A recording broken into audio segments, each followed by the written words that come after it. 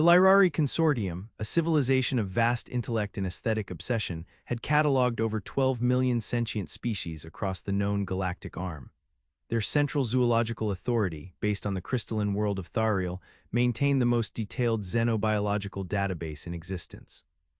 With neural latticework able to process evolutionary histories in real time and hyperconscious archivists that could detect DNA inconsistencies by scent, the Lyrari believed their science was complete, perfect, unquestionable. And then came humanity. The Earth species was logged late, only 5 cycles ago, an insignificant time in the consortium's thousand-cycle bureaucracy. The humans had barely flared onto the galactic stage, discovered through passive signal drift and warp flash echoes in the Orion corridor. A Lyrari scout vessel, Architope Velari, had performed the first bioscan and found the species unremarkable.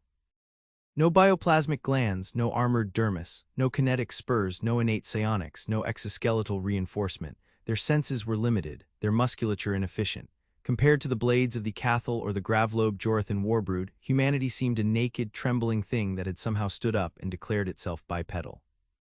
The preliminary reports were almost mocking in tone. Subject species Homo sapiens, cognitive function adequate, physiological threat level negligible, natural weaponry absent. That last line caused more than a few quiet chuckles among the Lyrari academia. A sentient without a single evolved weapon, no venom sacs, no electric discharge, not even defensive spines or adaptive camouflage. How had they survived planetary apex predators? The consensus was clear: they had not survived. They had merely endured, and soon they would break. But the humans did not break. Within 2 cycles, they had gone from warp-awkward novices to combat-savvy insurgents in the fringe wars of the Pelossian Dust Belt. Their crude ships became modular predators. Their soldiers, though biologically weak, fought with a brutality and improvisation that defied Lyrari models. They learned faster, adapted faster, they made no sense. The consortium was curious. Dr. Vorith Salin, head of the Xenoevolutionary Combat Analysis Division, proposed a controlled evaluation, a joint observational project between Lyrari biologists and a selection of human representatives. A research agreement was brokered under the precursor Concords. Earth, eager to earn a place in the interstellar hierarchy, complied. Thus was born the Integrated Species Exchange Program on the neutral world of Drenhull Prime, a world of breathable atmosphere, low native life form count, and rich genetic neutral ground. For the first 3 weeks, things were cordial. Lyrari scientists floated through ivory research halls, their robes flowing like liquid stone, their minds networked through harmonic resonance fields. Humans brought portable labs, containers of Earth fauna for examination, and something else that intrigued the Lyrari more than they expected: unpredictability. They drank bitter black liquids at all hours. They injected themselves with immunoboosters that smelled of rust and citrus. They joked in frequencies the Lyrari couldn't fully decode. Their primate mannerisms, eye contact, tooth-bearing grins, the spontaneous touching of shoulders, confused and fascinated their hosts. But it was their apparent physical deficiency that most perplexed the Lyrari. "Your species lacks defensive augmentations of any kind," Vorith said during a comparative seminar, his tri-jointed fingers gliding through projected anatomical scans. "Your dermal integrity is fragile. Your bone density is unremarkable. Even your dental pattern lacks evolutionary optimization." A human biologist, Dr. Alina Kaz, chuckled. "You mean we don't have claws?" "You don't," Vorith replied, "or venom, or toxin-secreting glands, or dermal projectiles. Even your immune system is rudimentary. And yet we survived. A paradox we are still analyzing." The humans remained amused, if slightly irritated. Every exchange with the Lyrari carried the subtext of superiority. Their tone always suggested it was a miracle Earth hadn't been wiped clean by the first sentient wind. But Dr. Kaz and her team had grown fond of proving people wrong. So she invited them to observe a controlled environment demonstration, a study on microaggression and stress responses between species using Earth organisms and Lyrari biological constructs. A few insect analogues, 1 or 2 feral quadrupeds, nothing dangerous. Vorith attended with 3 of his junior analysts, including an ambitious posteling named Threnvel, who often tried to impress his mentor with rhetorical insight and disdain for the primitive. He carried a sensor band and a data spike, his skin glowing faintly from the bioluminescent oils his caste applied before official observance. The demonstration began with simple tests. reaction times, startle responses, environmental adaptability, the Lyrari constructs performed as expected, cool, precise, bred for compliance. Then came the mammals. Dr. Kaz released a small enclosure unit containing a raccoon. The Lyrari stared at it, perplexed by its twitchy energy and glimmering eyes. This, Alina said, is one of Earth's most dexterous omnivores, not a predator, not an apex, just persistent. Primitive, Threnvel said, its dermal plating is non-existent, no natural armament. It doesn't need any, Kaz said, watch. The raccoon had already begun investigating the sensor unit near the habitat's edge. Within seconds, it popped the casing, extracted the nutrient module, and began chewing with rhythmic satisfaction. Thren scowled, that's not warfare, that's theft. Kaz smiled, to survive on Earth you have to be clever, not armored. Later that day, while the human team cataloged the day's data, Threnvel insisted on examining one of the terrestrial specimens more closely. Not the raccoon this time, something smaller. He selected a creature labeled Mus musculus domesticus, a common house mouse, a non-combatant, harmless, perfect for his thesis.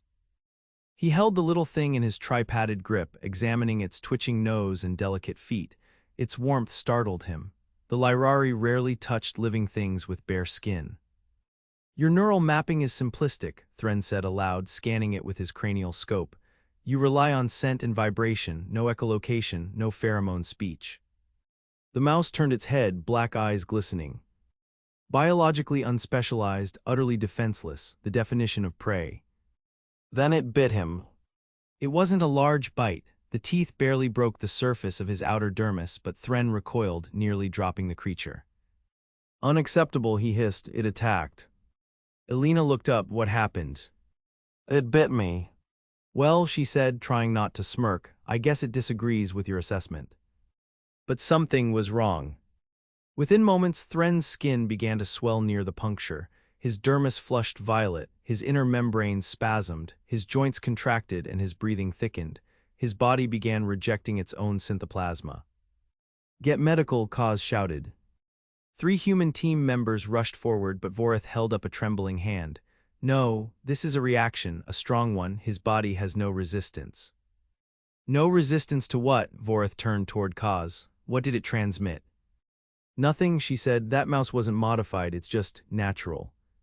The Lyrari biologists had no word for zoonotic microbiosis. Their sterilized evolution had eliminated contact-based pathogens millennia ago. The idea of natural microbial warfare was an alien concept. But to humans it was ancient, intimate. Your species, Vorith whispered, you carry invisible weapons. Alina nodded grimly. We don't need claws, we are ecosystems, every one of us. The implications rippled outward. Over the next days, Thren's condition stabilized only after massive gene suppression therapy and full metabolic resequencing. The Lyrari were shaken, their assumptions had cracked. Suddenly, the humans were not simply unpredictable, they were dangerous in a way no simulation could predict. Not through strength, but through subversion. Reports were filed, observations expanded. The mouse was scanned, sequenced, monitored. They found a dozen microbes in its saliva that were lethal to unadapted Lyrari physiology. The Central Zoological Authority recalled all active field teams for recalibration. And deep in the crystalline halls of Thariel, the phrase, no natural weapons, was quietly struck from the human entry. But that was only the beginning. Something far older, deeper, and more terrible had been unearthed by that bite. A hidden truth the galaxy had long forgotten. Humanity didn't just carry pathogens. They carried warfare in their blood. And the Lyrari had just tasted it. The Lyrari scientific enclave on Drenhol Prime became a sealed research zone within 72 hours of the incident. No species in recorded memory had ever breached their biological assumptions so suddenly, so violently. Dozens of specialists were rerouted from across the sector to assess the implications. What began as an academic experiment now bore the protocols of a biosecurity emergency. Threnvel was moved to zero-contact cryostasis module pending full detoxification. His neural signature fluctuated erratically, infected not only by pathogens but by something the Lyrari language had no word for: humiliation. His mind replayed the moment over and over. A simple earth rodent, a bite, a spiral into biochemical chaos. He had not merely been injured, he had been defeated. Dr. Lena Kaz, meanwhile, remained under constant observation, though not under arrest. The humans had broken no treaties, No rules of engagement had been violated. The mouse had been declared non-hostile. But to the Lyrari, that distinction no longer mattered. Fear had begun to crystallize within their collective thought streams. In a chamber of polished obsidian and translucent air filters, Dr. Vorith Salin stood alone, gazing at the molecular cascade of the pathogen that had nearly killed his protege. He replayed the scan loops, adjusting for variance, looking deeper with each iteration. It was not the lethality of the agent that disturbed him. It was its casualness, the randomness. The mouse hadn't needed a delivery mechanism. It had simply bitten down and released a storm. How many such microbioses did the human body carry without intent? How many species had they encountered on their world, survived, and absorbed through proximity alone? The answer haunted every simulation he ran. On Earth, the war between species had not ended with dominance. It had continued within the body. Humans didn't just adapt to threats, they internalized them. Vorith opened a data link to the Thariel Citadel. The transmission was classified, encrypted through resonance harmonics, accessible only to the high custodians of xenogenetic security. Initiate ARC-class protocols for species 11792E, Vorith said. Humanity is to be reclassified. A pause. The response came through 3 seconds later. Confirmed, ARC-class assigned, threat vector being recalculated. Reclassification was no small matter. It meant human biology was now considered an active vector of strategic consequence, equivalent to bioadaptive warforms, equivalent to living weapons. Elena Kaz was informed of the change in status the following morning. "You've declared us hostile," she said, standing across from Vorith in the decontaminated observation ring. Her eyes burned with the same calm defiance that had marked the first human exploration vessels, because of a mouse. "Because of what the mouse implies," Vorith replied. "You are not biologically neutral, you are not contained, you are volatile."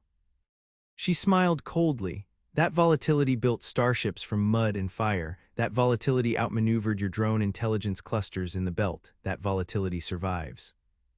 "It contaminates," Vorith said, voice steady. "What your people carry, it's not just disease, it's unpredictability. That makes you strategically toxic." Kaz tilted her head. "You think you've discovered something new? We've always been toxic to empires, just ask the ones that tried to own us." She turned and walked out, her boots echoing on the stone, her breath fogging slightly against the cold filtration mist. Outside the lab complex, a different kind of struggle was unfolding. Word of the incident had spread beyond the scientific enclave, seeping into diplomatic channels. The Trinari Union, an avian psionic collective with centuries of influence over emergent species policy, submitted a formal request to halt further human integration. The Relt Combine, ever paranoid of biological warfare after the Vernic plagues, began purging their data archives of human genome samples. Trade corridors paused, cultural exchanges were suspended. Even on neutral colonies like Drenhull, humans began encountering stares, muted avoidance, unease. And in orbit, the Terran Forward Vessel Horizon's Wake received new orders from Earth Command. Captain Jonah Malik, a decorated ex-scout of the Sol Ascension campaigns, read the dispatch without visible reaction. His ship had been stationed at Drenhull as a diplomatic escort, a symbol of goodwill. Now it had become a line in the sand. The orders were clear. Remain on station, defend all Terran personnel. If provoked, respond with measured asymmetry. Full quarantine not authorized. Do not yield biology for sterilization. We will not be dissected. Malik summoned his first officer, Commander Lion Rowe. Her expression hardened when she read the orders. They want us to hold position in hostile space. That's a polite way of saying, be ready to get bitten. Everyone's scared, Malik said. They've seen what we are and they don't like mirrors that bleed. Rowe folded her arms. Do we escalate? Not yet. We observe, we adapt, just like Earth taught us. Within the Lyrari Scientific Council, a deeper divide began to fracture consensus. Not all were convinced that humanity was a threat. Some, particularly the younger caste biologists, began questioning their civilization's long-standing obsession with purity and predictability. Dr. Valen Is, a polymorphic cytologist from the Southern Crystal Cloisters, issued a paper through internal channels titled The Invisible Arsenal, a defense of Earth's evolutionary paradox. In it, she argued that human volatility was not a weakness or danger, but a form of evolutionary resilience the Lyrari had long forgotten. Where they lack specialization, they achieve through flexibility. Where they lack strength, they compensate through multiplicity. Their biology is not refined, it is chaotic, and in that chaos they have found dominance. The paper spread quietly, not officially published, not endorsed, but it found readers. Whisper networks of dissent formed in the corners of sterile halls. A question began to form. Had the Lyrari become so perfect they had forgotten how to fight? 6 days after Threnvel's incident, a Trinari envoy ship arrived unannounced in Drenhull orbit, broadcasting a sector-wide containment proposal. Their plan was brutal and simple. Declare Earth a biological quarantine zone, revoke integration rights, detain Terran researchers indefinitely until the full microbial registry could be mapped, neutralized, and, if necessary, eradicated. Vorith listened to the transmission from his quarters, his mind split between duty and doubt. He had not spoken to Alina Kaz since the declaration. He had not slept. Sleep for the Lyrari was a ritual of certainty. He no longer had that. He opened a channel to Alina's calm node. "I need to see your labs," he said without preamble, "all of them unrestricted." She replied instantly, "You want to see the rest of what we carry?" "No," Vorith said, "I want to see what you intend." They met in the subterranean genetic lab the humans had built themselves, harsh metal angles, UV filters, and scent-neutral zones. It felt nothing like the floating sanctuaries of the Lyrari. "This is what scares you," Alina said, leading him past rows of incubators, each containing bacteria colonies, viral vaults, and more ambiguous samples labeled in coded Earth notation. Vorith watched silently. "You think we weaponized nature," she continued. "But all of this, every virus, every parasite, every fungal hybrid, we fought these, and instead of erasing them, we learned to live with them." She stopped beside a containment cell. Inside was a human blood sample undergoing adaptive viral resistance simulation. It mutated twice in 15 seconds. Vorith's eyes widened. "You let your own cells mutate." "We encourage it, controlled chaos. Our immune systems don't just attack threats, they memorize them, evolve with them. We are not clean, Doctor, we are prepared." He stepped back. "That's why you survive. It's not your technology, it's not your weapons, it's that every cell in your body is at war." "Exactly." And then the lights in the lab flickered. Power systems rerouted, emergency signals flared, a breach warning echoed from both Terran and Lyrari systems, but it was no internal failure. In orbit, the Trinari ship had activated a suppression field. And on the ground, shock troopers in psionic null armor began to deploy near the human enclave. "This is it," Alina whispered. "They're going to try to cage us." Vorith felt the gravity of his mistake. He had sounded the alarm too well. Now others had answered it with fear instead of understanding. But the humans were not caught off guard. Because Earth had taught them, the moment you are labeled dangerous, you stop pretending you're not. And what followed would redefine the term natural weapon. The Trinari suppression field blanketed Drenhull Prime in a shimmering veil of psionic nullification. No minds could link, no biological synchronization could function within it. Lyrari researchers collapsed from neural shock as their shared consciousness was severed. Lights dimmed, gravity wavered. In the human sector, power systems sputtered before fallback capacitors stabilized internal flow. The Terran base lit up red. Inside the lab, Dr. Alina Kaz grabbed her comm unit. "Malik, you see this?"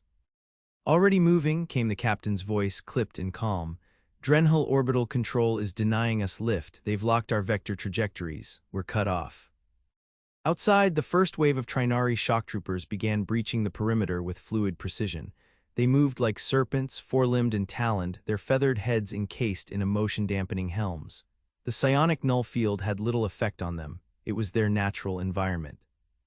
But not the humans, not the Lyrari.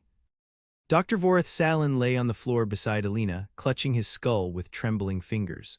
The harmonic frequencies that usually threaded his thoughts to the Lyrari overmind were gone. The silence was overwhelming. "You should evacuate," Alina said, helping him upright. "They'll kill you," he rasped. "Maybe, but they'll learn something before they do." She keyed a panel near the blood simulator. The incubators began to retract, storage samples sealed behind layers of face glass. The lab was entering lockdown, containment of a different kind. Not to keep things in. To keep the rest of the galaxy out. On the edge of Drenhull orbit, the Horizon's Wake powered up weapon systems for the first time since its arrival. The ship, though smaller than most consortium cruisers, was a hybridized construct, layered Terran alloy, retrofitted alien tech, and a command crew that had fought in 3 theaters Earth never acknowledged publicly. Commander Lion Rowe stood on the bridge, eyes scanning data feeds as the Trinari suppression network pulsed like a living net across the sky. Energy grid is interdicted, we're blind to surface telemetry, communications compromised. Then we go analog, Malik said. He reached under his console, pulling out a sealed case.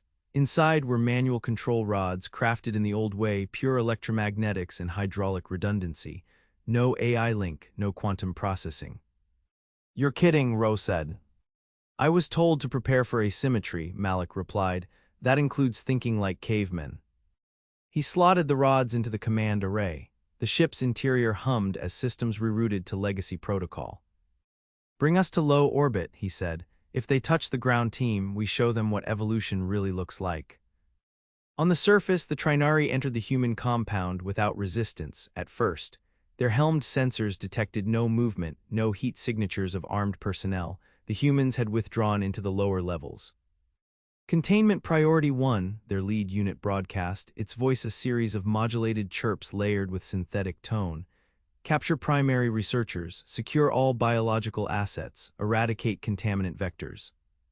They swept through the upper floors, sterile and silent, until they reached the stairwell to the sublabs. The first soldier stepped down, and the wall beside him exploded. The charge wasn't plasma, not kinetic. It was shrapnel, twisted metal, reinforced ceramic, and a detonator cobbled together from lab instruments and emergency field packs.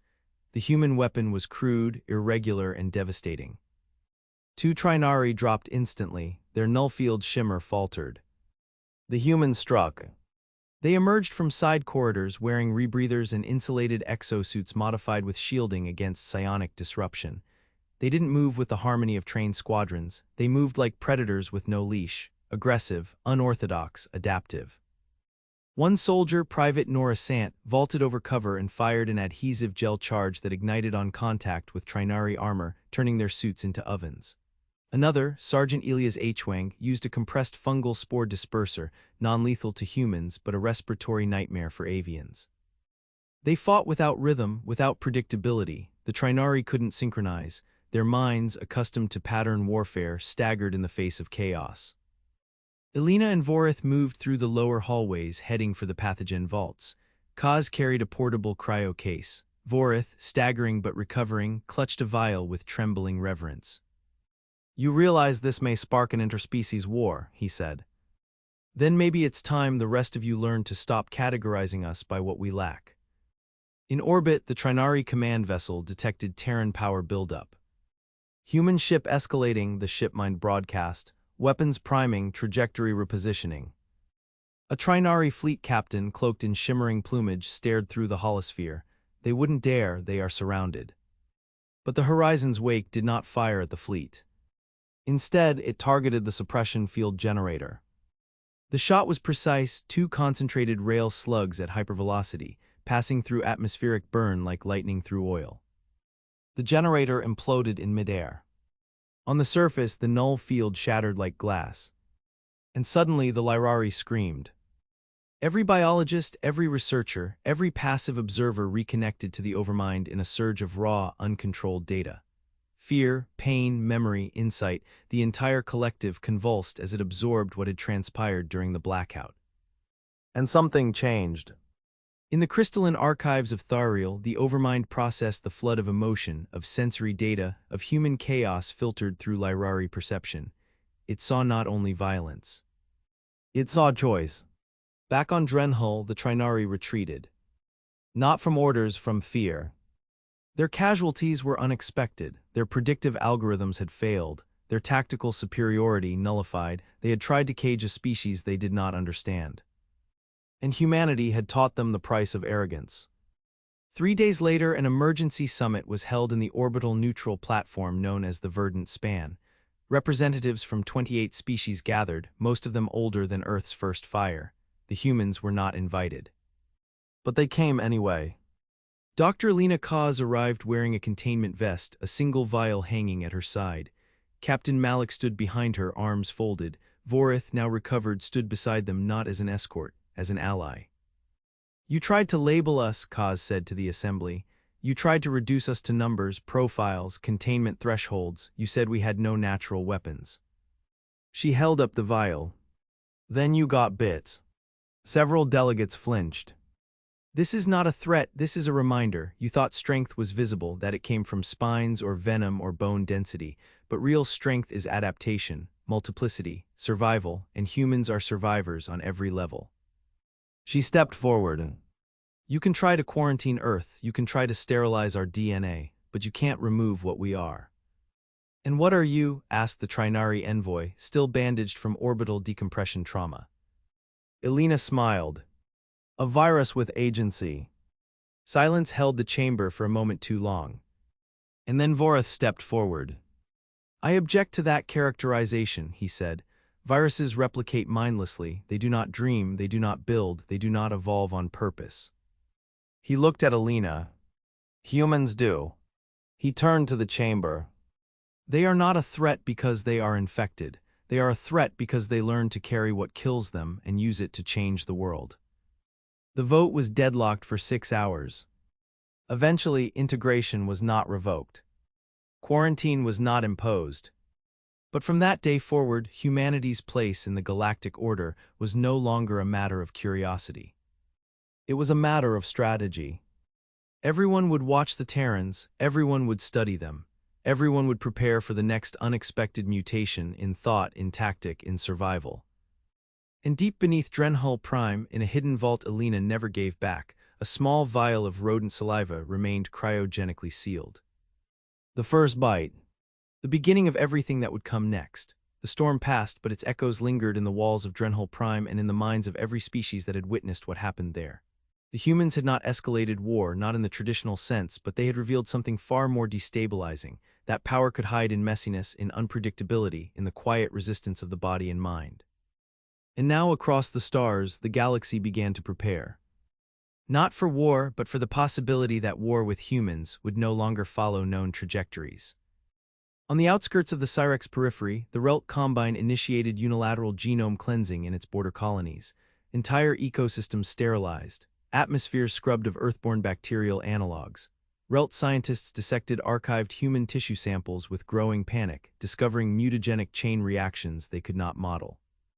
In the Arcos hegemony, protocols were enacted to ban shared atmosphere environments with humans. Cultural envoys were recalled, translation symbiotes retracted.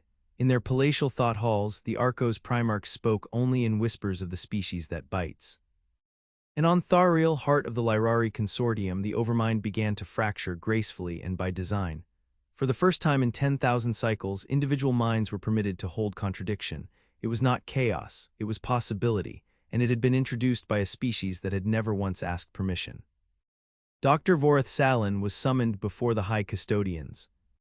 He expected judgment, instead he received a commission. You will lead the Emergent Symbiosis Directive, said Custodian Tethriala, her voice resonating through 12 overlapping harmonics.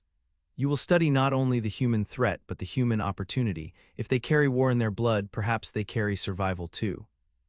Vorath bowed, I accept, but we must go deeper, we must go to Earth. Elena Kaz stood at the edge of a Terran base on Drenhull Prime, watching the sunset blaze against the horizon like the last breath of a dying star. She felt no triumph, only the weight of inevitability. The science team had been rotated, some recalled, others reassigned, but she remained, Captain Malik as well. The council might not trust them, but they feared their absence more than their presence. Elena's comm crackled, incoming encrypted signal, origin Sol system. She stepped into the control chamber and accepted the link. The face on the screen was Vice Director Asha Ngata, head of Terran Biodefense and former architect of the Eden Protocols, the planetary defense strategy designed for existential-level threats. You've set the galaxy on fire, Elena. I just held up a mirror. Ngata nodded grimly. Well, they didn't like what they saw. We're picking up new satellite patterns, quiet deployments, non-aligned fleets rerouting. The Lyrari may be curious, but others are getting ready for something worse. Worse? They think we're contagious. Elena paused, are we? Ngata's eyes were steel, Of course we are. Our ideas, our tactics, our stubborn refusal to fit into anyone's evolutionary boxes. That's how we've always spread, not by conquest, by infection of thought. She leaned in, prepared Drenhull for contact. We're sending someone. Who? Something we buried after the Titan incursion. You'll know it when you see it. 3 weeks later, the ship arrived. It did not declare itself openly, no Terran insignia, no standard IFF signature. It was a black spindle of segmented plating, constantly shifting shape as if it were deciding what it wanted to be. The Lyrari watched from orbital platforms. The Trinari refused to approach. Even the planetary AI took 3 seconds longer than usual to accept its docking protocols, a digital flinch. When the boarding ramp lowered, only one figure emerged. It wasn't human. At least not entirely. Its frame was humanoid but subtly off, joints too fluid, eyes too dark, skin laced with fine silver fractals that pulsed in response to environmental stimuli. It moved like a human taught by something older. Kaz met it in the quarantine hall, flanked by 2 armed guards. It stopped 2 meters from her and spoke in perfect Terran standard. I am designation Triskelion Unit 9. My neural base is Homo sapiens. My immune web is composite. My directive is survival. What are you? She asked. I am a human who refused to die, and then became something worse to make sure no one else had to. Unit 9 was a relic from Earth's quiet war history, a remnant of the biowar doctrine forged during humanity's darkest decade when they faced extinction not from aliens but from their own hubris. He was part of the Immune Autonomy Project, an initiative that sought to weaponize resilience itself. Not with weapons, with immune intelligence. 9 had survived everything Earth threw at him: viral storms, fungal blooms, prion fields. His body had become a living archive of survival strategies. His blood was a library of wars fought at microscopic scale. And now he had come to Drenhull to continue the work. You think you've seen the tip of human weaponry, he told the assembled Lyrari researchers. But what lives inside us, our cells, our bacteria, our viromes, they are not passengers, they are soldiers. He tapped his chest. This body has learned to talk to them. He moved through the lab with Kaz at his side, reviewing specimens the Lyrari still dared not touch. He reclassified a dozen microorganisms in under a day, not by taxonomy but by behavioral potential. He predicted their reactions to foreign biology. He plotted vectors of adaptation not yet realized.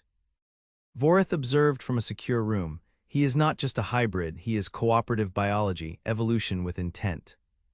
But not everyone saw promise. News of Unit 9 spread through galactic channels. The Orcot Synod declared him a Class Red violation of the biological concords. The Trinari submitted a petition for immediate incineration. Even the Crave, a culture built on technological infection, warned of unstable convergences. They feared 9 not just because of what he was, but because of what humans might choose to become. In the void beyond Drenhull, an unknown vessel entered the system under absolute stealth. No IFF, no emissions, no diplomatic pretense. The vessel's hull was laced with exotic matter shielding. It carried no crew. Inside was a single payload, a tailored biophage engineered from fragments of Earth-origin genomes taken during precontact surveillance.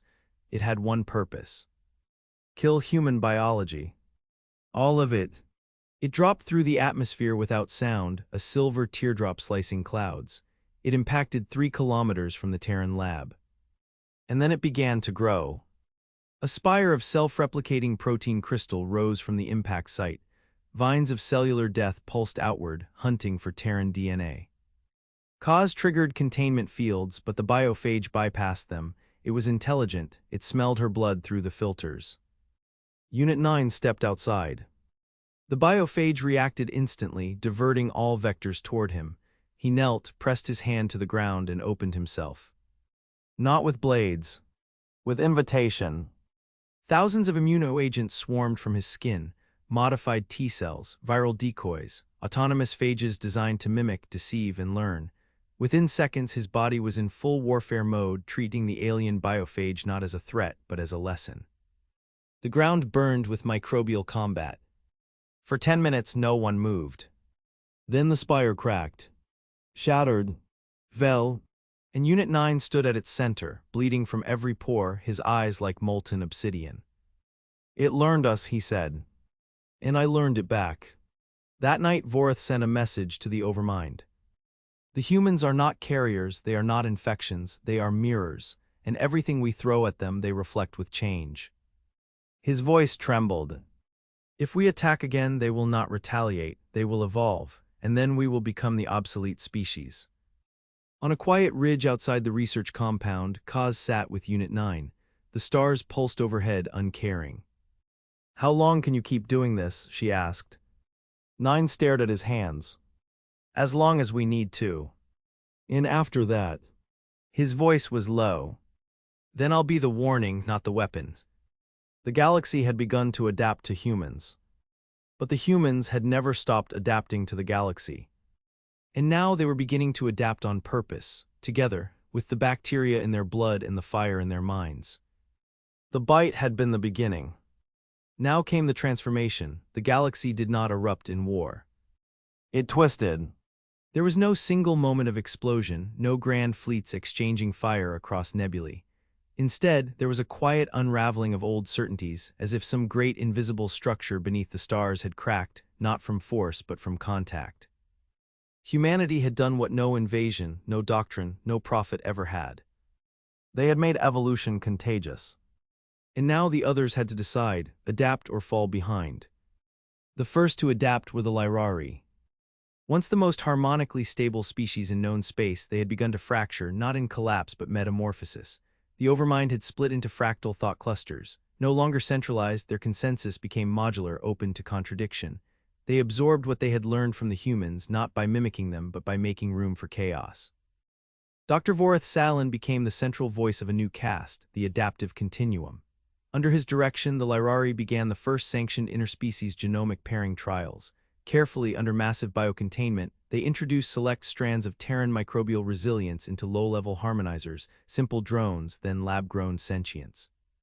The results were imperfect, but they survived conditions no Lyrari organism ever had before. And survival was the beginning of understanding. The second to adapt were not a species, but a movement. In the shadow zones between empires, on derelict trade moons, spore havens, orbital slums, an idea took root among the discarded and the desperate. That humans had not just survived their world, they had domesticated danger. And if that was true, then perhaps others could too. On Carthai's VII, a rogue collective of Trinari outcasts began self-inoculation rituals using Terran microbial samplings smuggled off Drenhull. They burned, some died, others changed. In time, they restructured their immune networks to react independently of the psionic chorus that had defined their species for millennia. Their minds became singular, their thoughts terrifyingly free. And the Synod, for the first time in 2,000 cycles, declared a state of internal emergency. Meanwhile, back on Earth, things moved differently. Unit 9 returned. No ceremony, no broadcast. His shuttle touched down at an unmarked research complex in the Canadian Shield, an ancient Terran land scarred by time and ice and rebirth. Vice Director Asha Ngata awaited him in the sublevel core. "You went viral," she said. He smiled slightly. Was that not the point? Ngata handed him a datapad. On it, a dozen systems were blinking, not in red, not warning, but green. "Look at them," she said. "You've changed the field. They're reorganizing, running new models, and the old powers, they're scared, but they're studying." 9 looked up. "Then we won't need more fighting." "You think they'll stop fearing us?" "No," he said, "but they'll want what we are." He turned to the glass wall beyond which hundreds of children trained, not with weapons, but with data streams, environmental simulators, symbiotic cultures paired to their own unique biology. "What we carry now isn't just immunity," 9 said, "it's direction." Ngata crossed her arms. "What do we do when the first species asks to join us?"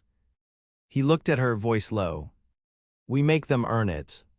Out in consortium space, a debate fractured the unified species conquered. Should the humans be isolated further or embraced? The Orcot Synod, still rattled from their failed biophage strike, advocated for total biocontainment.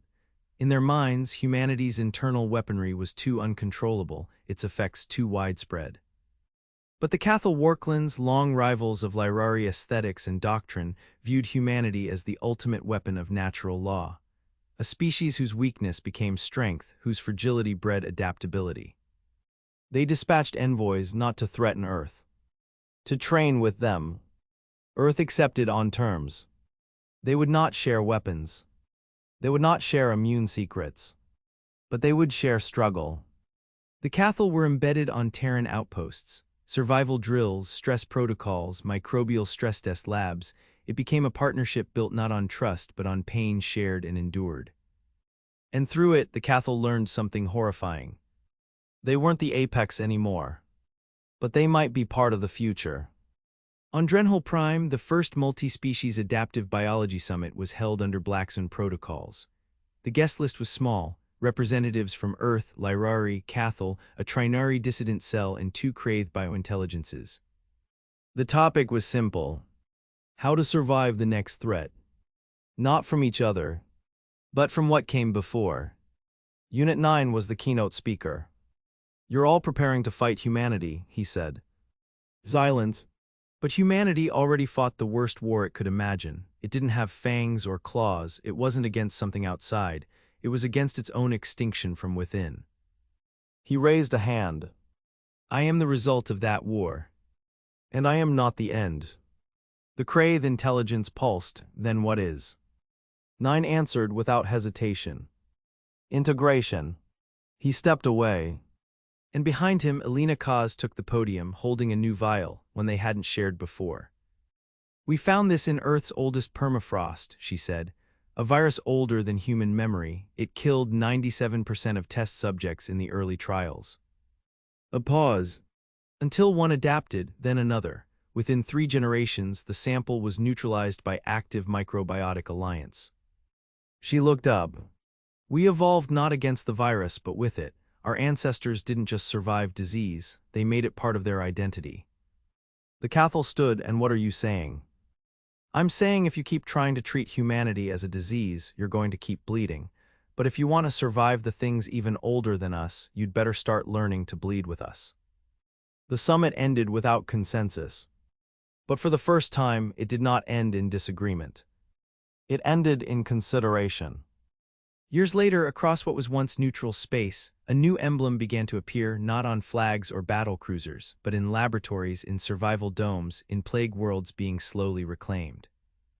A human hand open, cupped upward, holding a twisting strand of DNA that was not Terran, not alien. Something else. Shared. Not unity by force. Not domination. But convergence. The future would not be ruled by the strongest or the purest or the oldest. It would be shaped by those who could change, again and again, in the dark, in the fire, in the bite. The last entry in the Lyrari Zoological Archives was amended. Species Homo sapiens. Threat level variable. Status adaptive apex. Natural weapons, internalized ecosystems, intentional mutation, psychological subversion, contagious resilience. Note: do not corner, do not isolate, observe from a distance unless ready to evolve. And deep in the vaults of Drenhol Prime, the vial remained. Sealed, untouched. A mouse's bite, a spark. The beginning of a new galactic biology. Not of domination, but of coexistence through fire.